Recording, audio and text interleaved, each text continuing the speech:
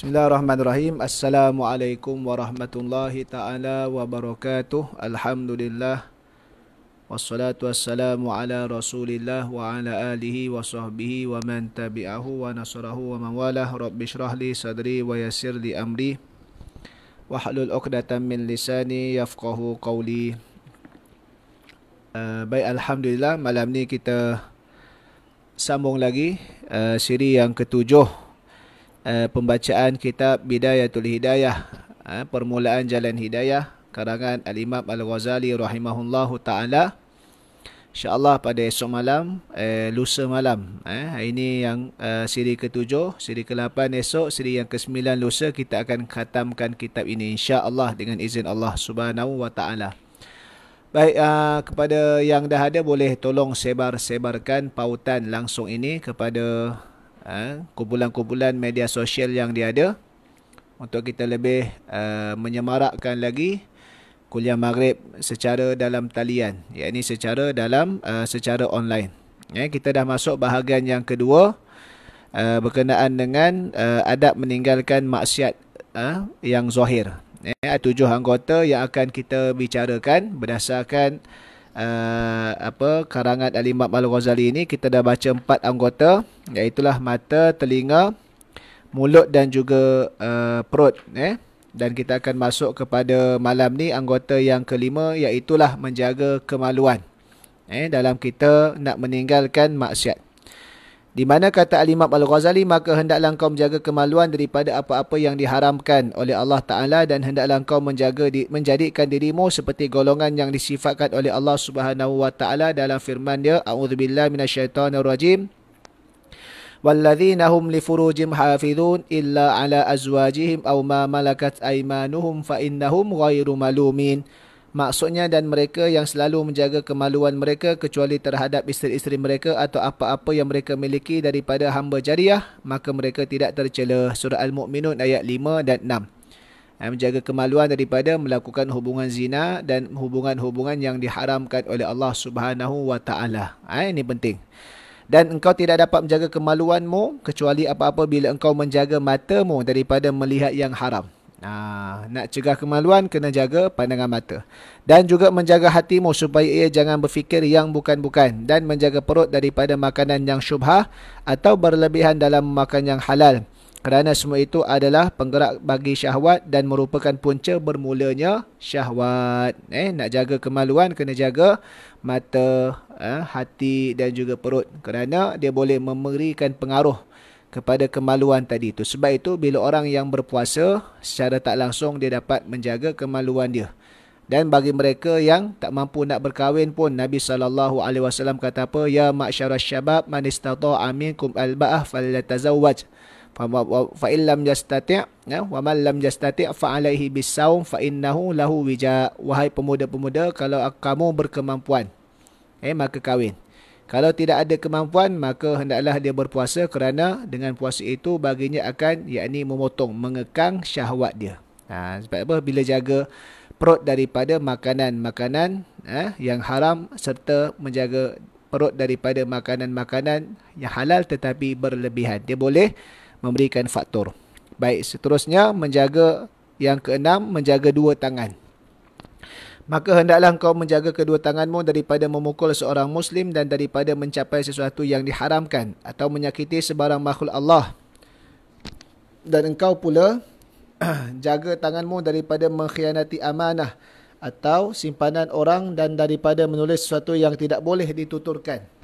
Kerana tulisan adalah salah satu di antara 2 lidahmu, maka hendaklah engkau jagakan kalammu, iaitu jaga tulisanmu daripada menulis sesuatu yang diharamkan, memperkatakannya. Macam zaman sekarang ni media sosial. Tulisan-tulisan kita di media sosial, sama ada Facebook, Instagram, Twitter dan seumpamanya, maka pastikan tulisan-tulisan itu tidak yang mengundang fitnah ataupun yang boleh menyebabkan dosa di sisi Allah Subhanahu Wa Ta'ala. Tulislah benda-benda yang baik. Kerana apa? Kerana insya-Allah pahala akan berpanjangan selagi mana manusia membacanya itu. Seumpamanya di Facebook kan. Nanti setiap tahun dia akan ulang tarikh yang sama, apa kita punya kenangan, gambar kita, tulisan yang pernah kita siarkan pada tarikh yang sama tapi tahun yang berlainan. Jadi bila kita tulis benda yang baik, contoh kita tulis pada 20 April 2020. Nanti pada 20 April 2021 dia akan ulang balik, 2022 dia akan ulang balik. Selagi mana kalau Facebook ni masih lagi ada dan relevance menjadi medium orang ramai, maka dapat pahala. Tapi kalau kita tulis perkara yang tak elok ataupun kita hantar akan gambar yang maksiat, yang mendedahkan aurat, nanti diulang-ulang sebab dia sistem, dia automatik, maka bimbang akan berpanjangan kita punya dosa pula. Sebab itu hati-hati. Baik, yang ketujuh, menjaga dua kaki, dan hendaklah kau pelihara kedua kakimu daripada berjalan ke tempat yang diharamkan atau berjalan menuju kepada sultan yang zalim, yakni dengan erti kata nak membodek untuk mendapat habuan dunia. Berjalan menuju kepada sultan yang zalim itu tanpa ada darurat dan paksaan adalah maksiat yang besar, kerana yang demikian itu dianggap tawaduk atau merendahkan diri bagi mereka dan menghormati atas kezaliman mereka. Sedangkan Allah Subhanahu wa taala menyuruh kita supaya berpaling daripada orang yang zalim, seperti firman-Nya, wala tarkanu ilal ladzina zalamu fatamassakumun nar. Maksudnya, dan jangan engkau cenderung hati kepada orang yang zalim, nanti kamu akan disentuh oleh api neraka. Surah Hud ayat 113. Apakah lagi kalau perjalananmu menemui sultan yang zalim itu untuk meminta sesuatu daripadanya, maka ini jelas dikira mengusahai melakukan yang haram. Rasulullah SAW pernah bersabda, man tawadda'a li ghaniyyin salihin dhahaba thulutha dinihi. Siapa yang merendahkan dirinya kepada orang kaya yang soleh kerana kekayaannya, niat yang salah ni, niat kerana dunia, maka telah hilang 2/3 daripada agamanya. Hadis ni mauquf, ini terhenti pada Ibnu Mas'ud radhiyallahu taala anhuma. Cuba lihat begitu dahsyat akibat tawaduk atau merendahkan diri kepada orang kaya yang soleh kerana kekayaannya. Maka betapa pula kalau engkau tawaduk merendah diri kepada orang kaya yang zalim. Ringkas kata, maka gerak lakumu dengan anggotamu adalah merupakan nikmat daripada nikmat Allah yang diberikan kepadamu. Maka hendaklah engkau jangan menggerakkan satu pun daripada anggotamu untuk melakukan sebarang kemaksiatan. Tetapi sebaliknya, hendaklah engkau pergunakan segala anggotamu untuk mengerjakan ketaatan kepada Allah Subhanahu wa taala. Dan ketahuilah, apabila engkau cuai, maka akibatnya akan kembali kepadamu. Dan apabila engkau rajin, maka manfaatnya juga akan kembali kepadamu. Allah maha kaya daripada kamu dan kaya daripada amalanmu. Tetapi setiap orang akan tertakluk pada hari kiamat nanti dengan amalan yang dikerjakannya di dunia ini. Maka jangan sekali-kali engkau berkata, Allah itu Tuhan yang maha mulia lagi pengampun. Ia mengampuni dosa-dosa hamba-Mu, hamba yang berbuat maksiat. Kerana ucapan seperti itu adalah ucapan yang benar, tetapi mempunyai tujuan yang salah. Maksudnya apa? Imam Ghazali tegur kita, jangan pula kita sambil lewa buat maksiat, bermudah-mudah dengan alasan, tak apa, lepas ni Tuhan ampunkan kita. Lepas tu buat maksiat lagi, tak apa, kan Tuhan ni maha pengampun. Bermaksud dia sendiri tidak ada kesedaran untuk nak berhenti atau mencegah dirinya daripada melakukan maksiat. Kalaulah hanya dia sambil lewa, dengan menganggap, dengan meletakkan Tuhan itu maha pengampun, maka dia itu telah membuat dosa dua kali. Yang pertama dia buat maksiat, yang kedua dia meremehkan akan maksiat tersebut. Allah maha pengampun, itu sifat Allah. Dalam masa yang sama, kita sebagai hamba kena menjadi hamba yang memohon keampunan dengan syarat-syarat taubat yang sebagaimana diperintahkan oleh Allah. Menyesal, berhenti, berazam tak buat lagi. Kemudian kita mesti mensusuli, mengiringi perbuatan kita yang silap terdahulu dengan perbuatan yang sekarang ini menjadi orang yang lebih baik. Orang yang memperkatakannya digelarkan dengan ahmaq, yakni bodoh. Imam Ghazali kata bodoh, seperti gelaran yang disebutkan oleh Rasulullah sallallahu alaihi wasallam dalam sabdanya, al-kayyisu man dana nafsahu wa amila lima ba'dal maut. Wal ahmaqu man ittaba'a nafsahu hawahu wa tamanna 'ala Allahi amaniyah. Orang yang cerdik ialah orang yang selalu memperhitungkan dirinya dan ia suka beramal untuk bekalan sesudah mati. Orang yang buat persiapan ni orang cerdik. Sedangkan orang yang bodoh ialah orang yang selalu mengikut hawa nafsunya dan hanya banyak berangan-angan kepada Allah Subhanahu wa taala, iaitu berangan untuk mendapatkan kebaikan di akhirat dan pengampunan, sedangkan dia tidak mau beramal maupun bertaubat. Itu orang yang bodoh. Sebagaimana juga nak masuk syurga tapi tak nak sembahyang. Itu tak boleh. Itu kita panggil adalah orang yang bodoh. Dan ketahuilah bahawasanya sesiapa yang mau menjadi seorang yang alim tetapi ia tidak berusaha mencari ilmu dan hanya berkata, Allah itu Tuhan yang maha mulia lagi maha mengasihani, dia berkuasa mencampakkan ilmu ke dalam hati para anbiya dan awliya tanpa susah payah mengulang kaji dan mencatat. Maka orang yang berkata demikian sama halnya dengan seseorang yang mau mendapatkan harta kekayaan lalu dia meninggalkan usaha.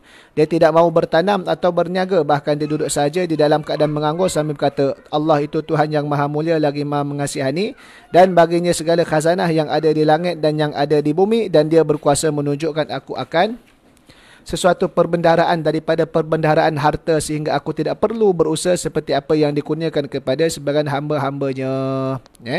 Maka apabila engkau mendengar perkataan kedua orang ini, sudah tentu engkau akan menganggap bahawa orang yang berkata itu adalah orang yang bodoh, dan sudah tentu engkau akan mengolok-oloknya, meskipun apa yang mereka sifatkan tentang kemurahan dan kuasaan Allah itu adalah sesuatu yang benar.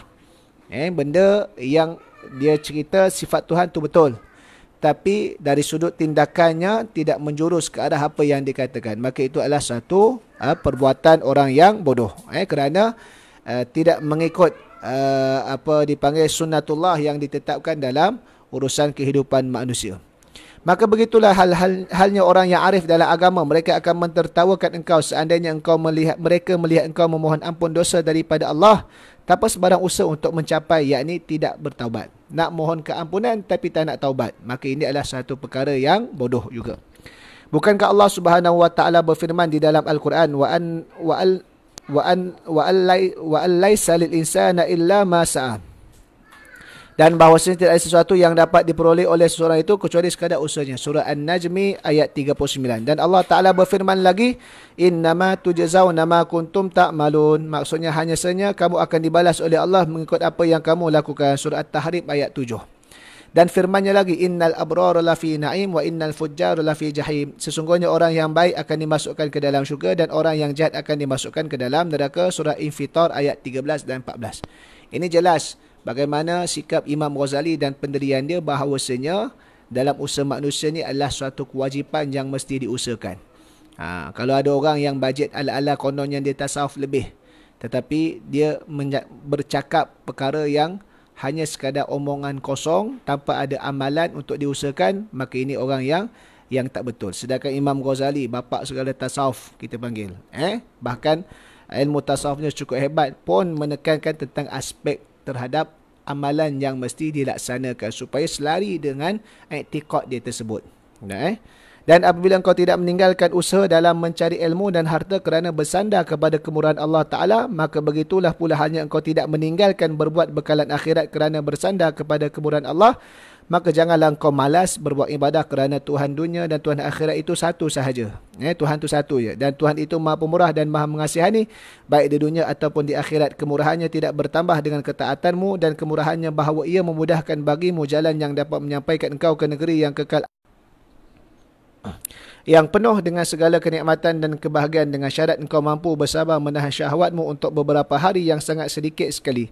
Maka inilah kesudahan daripada kemurahannya. Maka janganlah engkau berbisik di dalam dirimu dengan lamunan dan angan-angan yang kosong, dan hendaklah engkau mencontohi kesungguhan orang-orang yang mempunyai kepandaian daripada para anbiya dan salihin. Maka jangan engkau mengharapkan menuai buah yang tidak engkau tanam.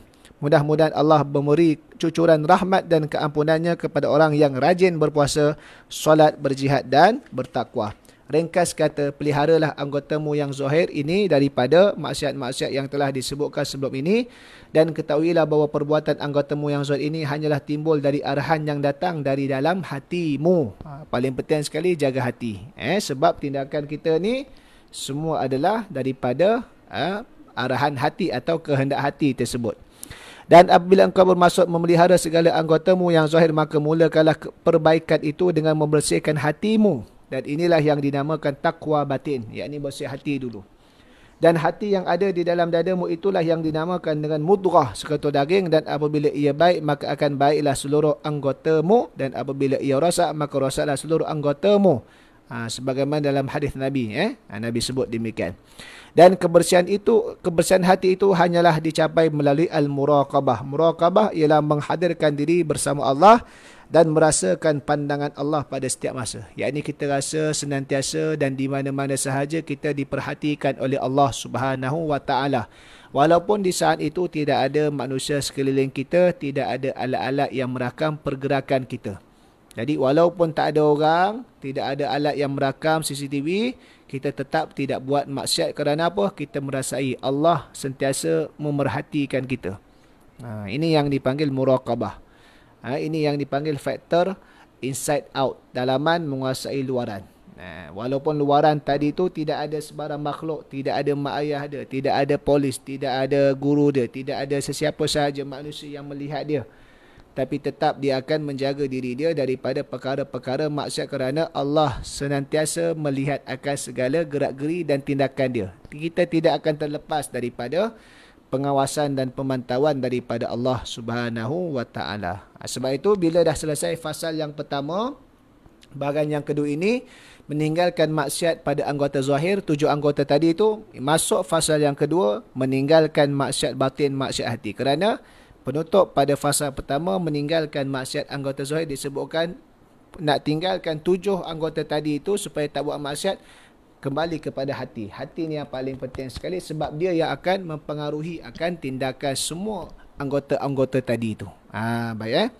Baik, fasal yang kedua meninggalkan maksiat batin, maksiat hati. Kata Imam Ghazali, ketahuilah bahawa sifat yang tercela yang ada di dalam hati itu banyak sekali dan menyucikan hati daripada kekotoran itu berhajat kepada usaha yang berterusan. Manakala cara mengubatinya pula sangat susah dan telah hilang pula ilmu dan amal yang mesti diikuti untuk membersihkan hati kerana orang telah melupakannya dan mereka terlalu sibuk dengan menghimpunkan perhiasan dunia. Dan telah kami sebutkan segala yang berkenaan dengan masalah ini dalam kitab Ihya Ulumuddin pada juzuk yang membicarakan al-muhlikat, artinya perkara-perkara yang membawa kepada kebinasaan seseorang. Dan pada juzuk yang membicarakan al-munjiyat, artinya perkara-perkara yang perlu diikuti untuk mendapat keselamatan. Secara detail panjang lebar kena rujuk kitab Ihya Ulumuddin dalam bahagian-bahagian yang telah dinyatakan al-muhlikat dan al-munjiyat.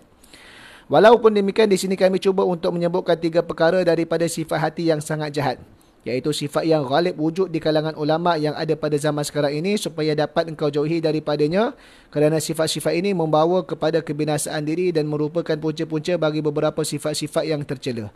Sifat-sifat itu ialah hasad, riak dan ujub. Maka bersungguh-sungguhlah engkau dalam membersihkan hatimu daripadanya kerana apabila engkau telah dapat membersihkan hatimu daripadanya, iaitu sifat hasad, riak dan ujub itu, engkau akan dapat mengetahui cara-cara untuk menjauhkan diri daripada sifat-sifat keji yang lain. Tetapi seandainya engkau tidak mampu menyucikan hatimu daripadanya, maka engkau lebih tidak mampu lagi menghadapi sifat-sifat mazmumah yang lain. Dan janganlah engkau berangan bahawa apabila engkau sudah mempunyai niat yang baik dalam mengaji ilmu, bererti engkau telah selamat daripada segala sesuatu yang berbahaya.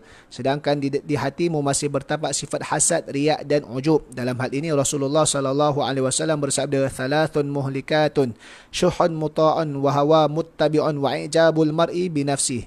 Artinya ada 3 sifat yang dapat membinasakan seseorang: sifat bakhil yang dipatuhi, hawa nafsu yang diikuti dan merasa bangga dengan diri sendiri. Pertama, cara meninggalkan sifat hasad. Sifat hasad ini adalah bercabang daripada sifat bakhil kerana orang yang bakhil ialah orang yang tidak mahu memberikan sesuatu yang ada di tangannya kepada orang lain. Dan syahih, bersangatan bakhil, ialah orang yang tidak mahu melihat kurnia Allah atau pembenaran Allah yang sebenarnya bukan pembenarannya tercurah kepada siapa sahaja daripada hamba Allah. Maka syahih ini lebih jahat daripada bakhil. Dan orang yang hasud, yakni hasad, ialah orang yang merasakan keberatan bahawa Allah mencurahkan nikmat dan kurnia kepada salah seorang di antara hamba-hamba Allah, sama ada nikmat itu berupa ilmu, harta, kecintaan manusia atau apa sahaja habuan yang diberikan Allah kepada hamba-hambanya, sehingga orang yang hasad ini bercita-cita kalau boleh nikmat Allah itu hilang daripada orang lain walaupun ia tak mendapat apa-apa keuntungan daripada hilangnya nikmat tersebut. Ini hasad yang sangat jahat. Orang lain tak boleh dapat nikmat, dia tak dapat tak apa, yang penting orang lain pun tak dapat sekali. Dia tak boleh. Tak boleh nak melihat orang lain mendapat kesenangan, habuan, kurniaan daripada Allah. Baik. Maka sifat hasad ini adalah kejahatan yang luar biasa. Kerana itu Rasulullah SAW bersabda, al-hasadu ya'kulul hasanat kama ta'kulun naru al-hatab. Sifat hasad itu akan memakan akan pahala kebaikan seperti mana api memakan kayu bakar. Kesan sifat hasad habis terhapus pahala-pahala kebaikan kita selama ini. Dan orang yang hasad ini sebenarnya sentiasa jauh daripada kasih sayang dan sentiasa berada di dalam siksaan di dunia ini dan di akhirat nanti. Di dunia ini ia seksa dengan tekanan perasaan kerana bila-bila masa Allah selalu mencurahkan kurnianya kepada orang ramai, bahkan kepada kawan-kawan orang yang hasad itu yang ia mengenali mereka. Allah sentiasa mencurahkan nikmat ilmu, harta dan kedudukan, maka sentiasa pula orang yang hasad itu dalam penyiksaan bila ia melihat kemurahan Allah terhadap orang lain. Maka begitulah keadaannya sampai ke akhir hayatnya. Manakala di akhirat pula lebih dahsyat lagi kerana seorang hamba tidak akan mencapai hakikat iman selama ia belum lagi mencintai bagi seluruh kaum muslimin apa-apa yang ia cintai bagi dirinya sendiri, bahkan sepatutnya hendaklah ia bersama dengan perasaan seluruh kaum muslimin, baik dalam kesenangan ataupun dalam kesusahan, kerana orang Islam itu ibarat sebuah bangunan di mana satu bahagian mengukuhkan bahagian yang lain. Dan seperti sebatang tubuh, apabila mana-mana anggota merasa sakit, maka penderitaan itu dirasakan oleh seluruh anggota badan yang lain. Di akhirat, dia lebih terseksa kerana apa? Iman dia tak sempurna, kerana salah satu untuk iman yang sempurna, kita mengasihi saudara se-Islam kita yang lain sebagaimana kita mengasihi diri kita. Sedangkan orang yang hasad, dia tidak kasih kepada kaum muslimin yang lain, bahkan dia merasa dengki dan merasa marah sekiranya ada kaum muslimin yang lain memperolehi nikmat yang dikurniakan oleh Allah. Jadi jika engkau dapati hatimu bukan dalam keadaan yang seperti ini, maka sifat hasad masih wujud di dalam hatimu. Yakni kalau kita tak masih lagi tak rasa cinta terhadap kaum muslimin yang lain, maka adanya hasad dalam hati kita.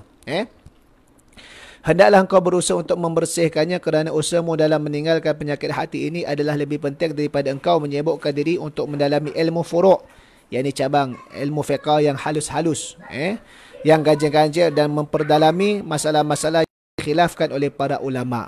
Jadi ilmu bersih hati ini lebih utama, patut diberikan fokus berbanding dengan ilmu yang cabang, yang furu', yang mendalam, yang banyak khilaf kalangan perbahasan ilmu oleh para ulama. Kedua, cara meninggalkan sifat riak. Adapun riak, maka itulah yang dinamakan riak syirik khafi, satu di antara dua bahagian syirik. Dan yang dimasukkan dengan riak ialah bahawa engkau mencari sebarang penghargaan di hati manusia, sehingga dengan itu engkau dapat mencapai kepangkatan, mencapai pangkat dan kebesaran. Manakala cinta kepada pangkat dan kedudukan pula termasuk dalam istiwa hawan muttaba', artinya hawa nafsu yang diperturutkan. Dengan penyakit riak ini, ramai orang yang menjadi binasa. Maka tidak ada yang membinasakan manusia kecuali hanya manusia itu sendiri. Seandainya manusia mahu memikirkan hakikat perbuatan mereka, tentu mereka tahu bahawa kebanyakan ilmu yang mereka cari, apatah lagi adat yang mereka lakukan, tidak lain adalah berpunca dari dorongan untuk menunjuk-nunjuk kepada orang lain. Sedangkan tujuan seperti ini adalah menghilangkan pahala, seperti yang disebutkan di dalam hadis, inna syahida yu'maru bihi yaumal qiyamati ilan nar fayaqulu ya rabbi ustushhidtu fi sabilika fayaqulu Allah Ta'ala bal aradta ay yuqala fulanun syuja'un wa qad qila dhalika wa dhalika ajruka. Sesungguhnya ada orang yang mati syahid, yang akan dihumbankan ke dalam api neraka pada hari kiamat nanti.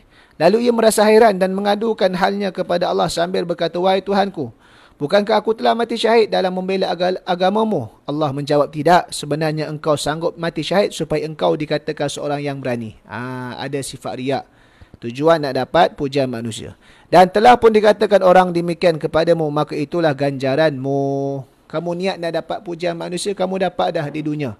Maka dapat itu sajalah, kan? Segala amalan kita bergantung dan berdasarkan apa yang diniatkan oleh kita.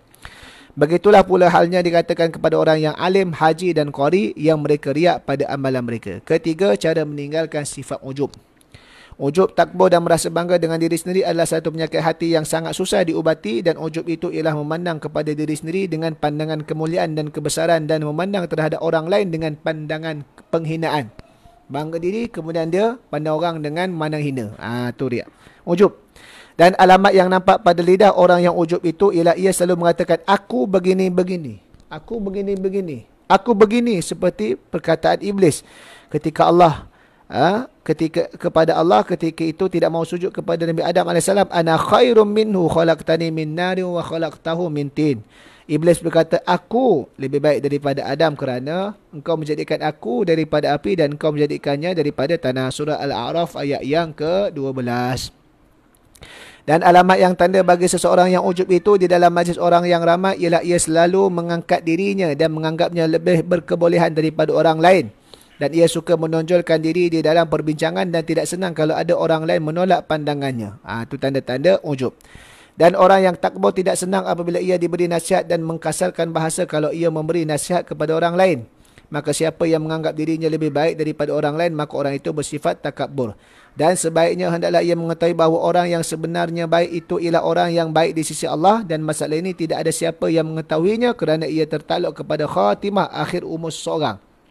Maka iktikadmu di dalam dirimu bahawa engkau lebih baik daripada orang lain adalah berpunca daripada kejahilan semata-mata.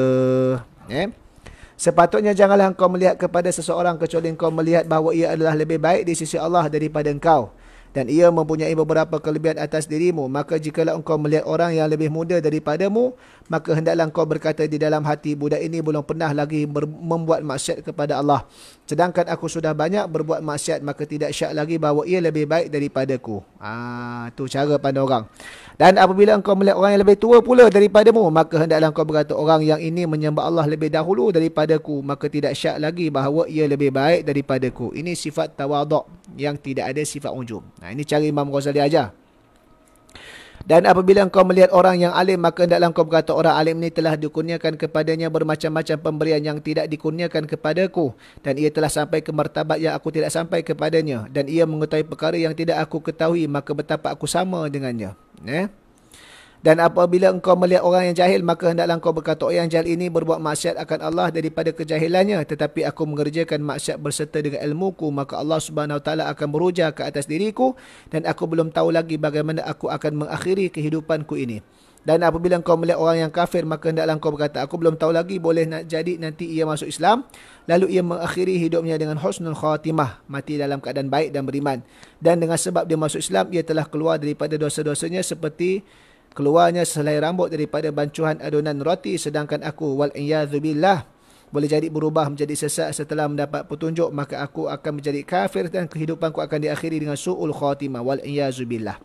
Maka orang kafir ini pada hari kiamat nanti akan dikumpulkan bersama dengan orang-orang yang muqarrabin, sedangkan aku diseksa dalam api neraka. Na'udzubillahi min zalik. Dan sifat takbur tidak akan keluar daripada hatimu kecuali bila engkau mengetahui bahawa orang yang sebenarnya mulia itu ialah orang yang mulia di sisi Allah. Dan masalah ini tertakluk kepada khatimah, kesudahan kehidupan seseorang. Tak tahu. Sedangkan perkara ini masih belum dapat diyakinkan. Maka bila engkau berfikir demikian, secara hatimu sentiasa akan takut dengan khatimah, sehingga engkau tidak berani membesarkan diri dan engkau terpaksa banyak membuat andaian terhadap orang lain. Walaupun sekarang ini engkau yakin dan beriman kepada Allah, namun keadaan ini tidak menghalang kemungkinan berlakunya perubahan-perubahan pada pendirianmu pada suatu masa yang akan datang. Kerana Allah berkuasa merubah-rubah hati manusia dan ia dapat memberi hidayah kepada siapa sahaja yang dikehendaki dan dia berkuasa pula menyesatkan siapa sahaja yang dikehendakinya. Sangat banyak hadis yang berkenaan dengan celaan terhadap sifat hasad, takbur, riak dan ujub, tetapi rasanya cukuplah bagimu sebuah hadis yang menghimpunkan segala maksud yang berkenaan dengan sifat-sifat tersebut, di mana Imam Abdullah bin Al-Mubarak, Abdullah ibn Mubarak ni rahimahullah taala telah meriwayatkan di dalam kitab Az-Zuhd dengan sanad beliau daripada seorang lelaki iaitu Khalid bin Ma'dan, yang pernah berkata kepada Muaz, wahai Muaz, ceritakanlah kepadaku sebuah hadis yang pernah engkau dengar daripada Rasulullah sallallahu alaihi wasallam. Berkata rawi hadis tersebut Khalid bin Ma'dan, lalu Muaz menangis sehingga aku sangka ia tidak dapat berhenti, tetapi akhirnya Muaz berhenti daripada tangisannya. Kemudian lalu Muaz berkata, aku mendengar Rasulullah sallallahu alaihi wasallam pernah bersabda kepadaku, wahai Muaz, sebenarnya aku mahu menceritakan kepada kamu sebuah hadis, jikalau engkau mampu memeliharanya, pasti ia akan memberi manfaat akan dikau di sisi Allah. Tetapi jika engkau mensia-siakannya dan tidak memeliharanya, maka akan terputuslah hujamu di hadapan Tuhan pada hari kiamat nanti. Wahai Muaz, sesungguhnya Allah Subhanahu Wa Taala telah menjadikan tujuh malaikat sebelum ia menciptakan langit dan bumi. Kemudian lalu ditentukannya pada setiap langit satu malaikat daripada mereka untuk menjaga pintu langit tersebut. Lalu naiklah malaikat hafazah membawa amalan seseorang hamba yang dilakukannya mulai daripada pagi sampai ke petang. Amalan tersebut mempunyai nur bagaikan cahaya matahari, sehingga apabila malaikat hafazah yang membawa amalan hamba itu sampai ke langit pertama, mereka menganggap bahawa amalan itu baik dan sangat banyak. Lalu berkata malaikat penjaga langit pertama itu bagi malaikat hafazah, pukulkan dengan amal ini akan muka orang yang mengerjakannya. Akulah malaikat penjaga ghibah, mengumpat. Allah telah menyuruhku supaya aku tidak membiarkan amalan orang yang mengumpat orang lain dapat melalui aku untuk terus naik ke langit. Kemudian datang pula malaikat hafazah membawa amalan seorang hamba. Mereka menganggap bahawa amalan itu sangat baik dan sangat banyak. Malaikat itu berjaya melintasi langit yang pertama kerana orang yang mengerjakan amalan tersebut tidak terlibat dengan dosa mengumpat orang. Sehingga mereka sampai ke langit yang kedua, lalu berkata malaikat penjaga langit yang kedua itu, berhenti kamu di sini dan pukulkan dengan amalan ini akan muka orang yang mengerjakannya kerana ia menghendaki dengan amalannya mendapat keuntungan dunia. Allah telah menyuruhku supaya aku tidak akan membiarkan amalan orang seperti ini melintasi aku untuk terus naik ke atas. Lain daripada itu, ia juga suka membesarkan diri di dalam majlis perjumpaan. Akulah malaikat penjaga kebesaran. Kemudian naik pula malaikat hafazah membawa amalan seseorang hamba yang penuh dengan sinaran dan cahaya daripada pahala sedekah, solat dan puasa. Para malaikat hafazah merasa hairan melihat keindahan amalan tersebut, lalu mereka membawa amal itu melintasi langit pertama dan kedua sehingga sampai ke pintu langit yang ketiga. Maka berkata malaikat penjaga langit ketiga itu, berhenti kamu di sini dan pukulkan dengan amalan ini akan muka orang yang mengerjakannya. Akulah malaikat takbur. Allah menyuruhku supaya tidak membiarkan amalan orang yang takbur dapat melintasiku. Orang itu sangat suka membesarkan diri di dalam majlis yang ramai. Kemudian naik pula malaikat hafazah membawa amal seorang hamba. Amal itu bersinar-sinar seperti bersinarnya bintang yang berkelip-kelip. Baginya suara tasbih, solat, puasa, haji dan umrah. Para malaikat hafazah berjaya membawa amalan itu sehingga sampai ke langit, pintu langit yang keempat. Maka berkatalah malaikat penjaga langit keempat itu, berhentilah kamu di sini dan pukulkan dengan amal ini akan muka orang yang mengerjakannya, belakang dan juga perutnya.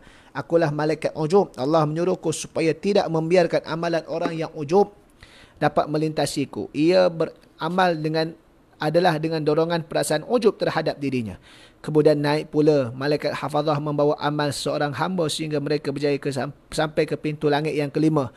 Seolah-olah amalan itu pengantin yang dihantar disambut ke rumah suaminya. Maksudnya amalan itu berseri-seri. Lalu berkata malaikat penjaga langit kelima, berhenti kamu dan pukulkan dengan amal ini akan muka orang mengerjakannya dan campakkanlah di atas tengkuknya. Akulah malaikat hasad. Ia sangat hasad kepada orang yang belajar ilmu dan beramal seperti amalannya. Ia hasud akan orang lain melakukan sebarang kelebihan di dalam ibadah. Ia juga mencela mereka. Allah menyuruhku supaya aku tidak membiarkan amalan yang hasad ini melintasiku.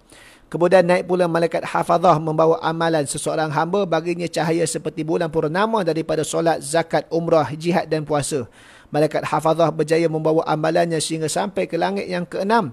Lalu berkata malaikat penjaga langit tersebut, berhentilah kamu dan pukulkan amalan ini akan muka orang yang mengerjakannya kerana ia tidak belas kasihan kepada hamba-hamba Allah yang terkena bala dan kesusahan. Bahkan ia merasa gembira dengan demikian. Akulah malaikat rahmat. Allah menyuruhku supaya tidak membiarkan amalan orang yang seperti ini dapat melintasiku. Kemudian naiklah pula malaikat hafazah membawa amalan seseorang hamba. Amalan itu solat, puasa, nafkah, jihad dan warak. Baginya bunyi, maksudnya bunyi zikir seperti bunyi lebah, dan baginya cahaya seperti cahaya matahari. Dan naiklah bersama dengan amal itu 3,000 malaikat.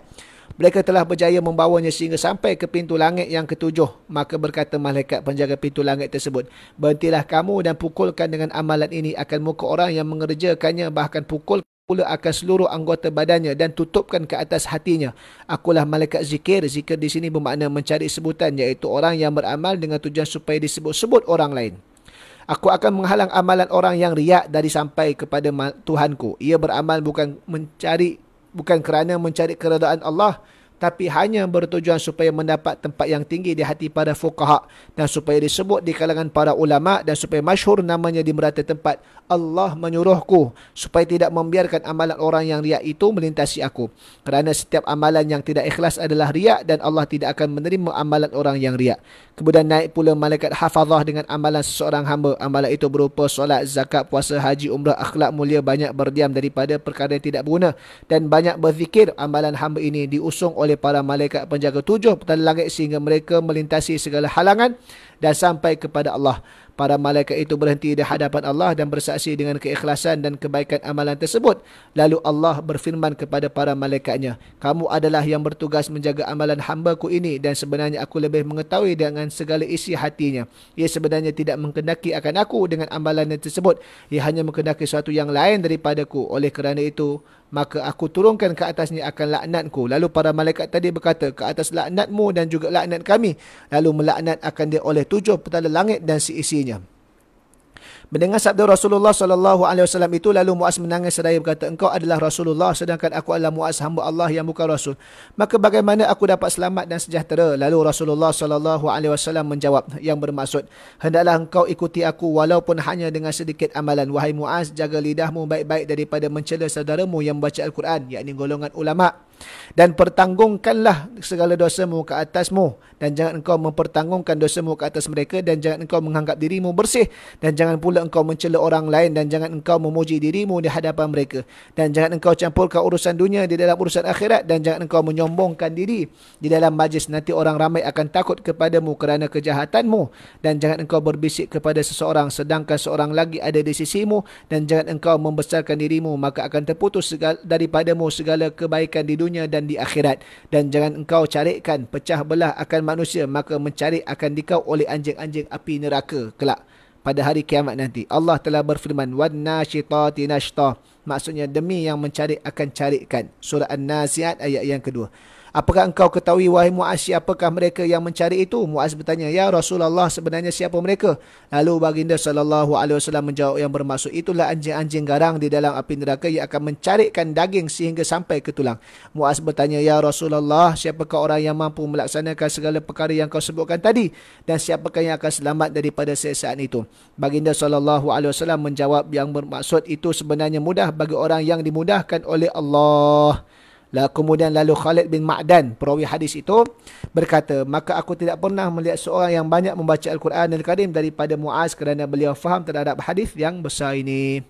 Nak katanya, amalan-amalan kita, solat, puasa, zakat, umrah, jihad, apa sebagainya, tapi kalau ada maksiat hati tadi yang disebutkan, ada yang ujub, ada yang riak, ada yang hasad, ada yang sombong sebagainya, maka dia akan menyebabkan masalah kepada amalan-amalan soleh kita yang lain. Sebab itu kena elakkan dulu, tinggalkan dulu maksiat batin, maksiat hati itu terlebih utama. Maka hendaklah kau renungkan baik-baik perkara yang terkandung di dalam hadis ini, wahai orang yang gemar kepada ilmu pengetahuan, dan ketahuilah bahawa sebesar-besar sebab yang dapat mengukuhkan perangai yang jahat di dalam hati ialah menuntut ilmu dengan tujuan hendak menunjukkan kelebihan, dan dengan tujuan supaya pandai bercakap, kerana orang awam, orang yang tidak berilmu adalah agak lebih jauh daripada perangai-perangai yang jahat. Dan orang yang mencari ilmu adalah menjadi sasaran penyakit-penyakit hati yang dapat membinasakan. Ini teguran dan nasihat Imam Ghazali. Maka lihatlah pada dirimu dan timbanglah baik-baik yang mana yang lebih penting dan yang mana lebih baik. Apakah yang lebih baik itu belajar ilmu yang membawa engkau supaya berhati-hati daripada segala perkara yang dapat membinasakan engkau, lalu engkau sibuk dengan memperbaiki hatimu dan membangun akhiratmu, ataukah yang lebih baik itu engkau bergaul dengan orang yang bercakap kosong, maka engkau mencari ilmu yang menjadikan engkau orang yang takbur, riak, hasad, ujub, sehingga akhirnya engkau binasa bersama dengan orang yang binasa.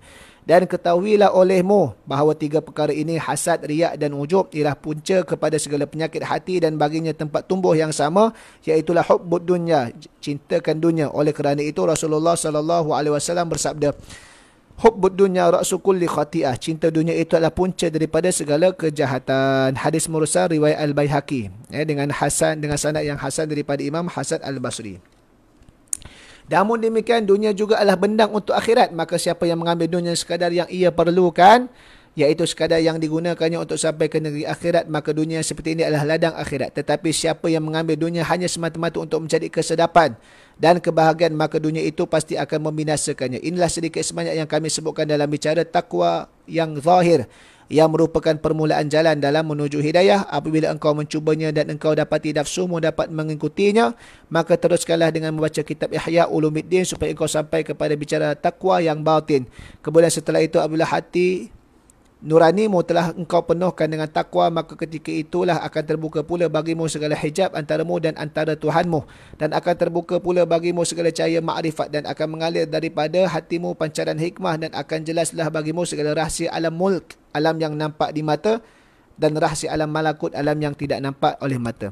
Dan akan mudahlah bagimu mencari ilmu hakikat yang menjadikan engkau memandang rendah terhadap ilmu yang baru-baru yang tidak ada disebutkan di zaman para sahabat dan para tabi'in.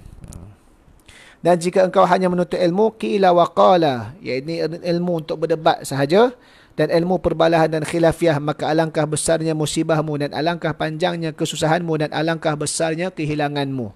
Ketika itu buatlah apa saja yang kau kendaki, kerana dunia yang kau tuntut dengan menggunakan agama sudah tidak selamat lagi bagimu, manakala akhiratmu pula pasti akan hilang daripadamu. Maka sesiapa yang mencari dunia dengan menggunakan agama, ia akan rugi di dunia dan di akhirat. Dan siapa yang meninggalkan dunia dan memberi penumpuan kepada agama, pasti ia akan untung kedua-duanya sekali.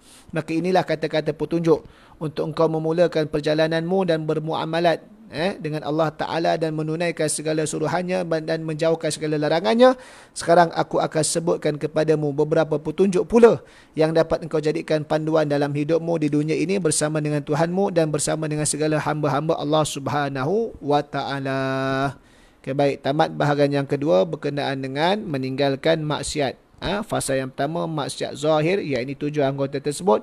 Fasa yang kedua maksiat batin, iaitulah hati. Jadi kita akan masuk bahagian yang terakhir, iaitulah bahagian yang ketiga yang akan diperjelaskan oleh Al-Imam Al-Ghazali rahimahullahu ta'ala, iaitulah adab-adab pergaulan dan persahabatan dengan Khalik, yakni Tuhan, Allah dan juga makhluk. Ada beberapa fasal yang dibahagikan kepada dua. Satu, ada adab dengan Allah Subhanahu wa Ta'ala. Yang kedua, ada adab bergaul dengan manusia yang lain. Mudah-mudahan kita semua mendapat dan memperoleh manfaat yang besar daripada tulisan dan ilmu curahan Al-Imam Al-Ghazali yang dikurniakan oleh Allah ke atas beliau.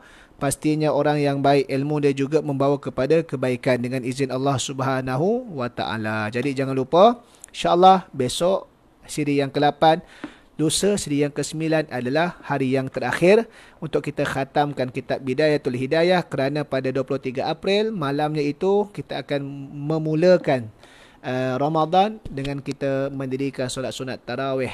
Insya-Allah kita laksanakan kediaman masing-masing dalam tempoh PKP ini, dan dalam masa yang sama cuba kita jaga solat supaya diadakan dan didirikan dalam keadaan berjamaah. Mudah-mudahan mendapat pahala yang banyak, mudah-mudahan mendapat ganjaran daripada Allah Subhanahu wa Ta'ala. Apa yang baik itu datang daripada Allah. Minta tolong sama-sama tolong sharekan video ini dan juga untuk sebarkan lagi pautan supaya orang ramai dapat subscribe channel YouTube Zuhali Saiman. InsyaAllah manfaat kita bersama. Apa yang baik itu datang daripada Allah, yang silap, yang kurang itu datang daripada kelemahan diri saya sendiri. Assalamualaikum warahmatullahi ta'ala wabarakatuh.